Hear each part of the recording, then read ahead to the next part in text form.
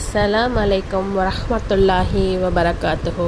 தொழுகையின் பலன்களின் ஹதீஸ் 6. ஒளிவினால் பாவங்கள் கழுவப்படுகின்றன.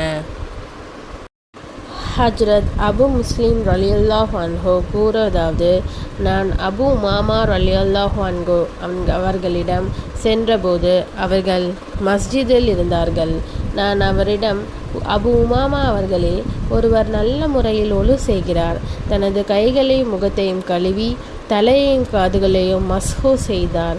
பிறகு ஃபர்லு தொழுகையை தொழுதால் அன்றைய தினம் அவருடைய கால்கள் செய்த பாவங்களை, கைகள் செய்த பாவங்களை, காதுகளால் நிகழ்ந்த பாவங்களை, கண்கள் செய்த பாவங்களை மற்றும் மனதில் எண்ணிய பாவங்களை அல்லாஹ் மன்னித்து விடுகிறான். இந்த ஹதீஸை தாங்கள் திரு நபி ஸல்லல்லாஹு அலைஹி வஸல்லம் அவர்களிடம் கேட்டதாக ஒருவர் என்னிடம் கூறினார் என்று கூறினேன்.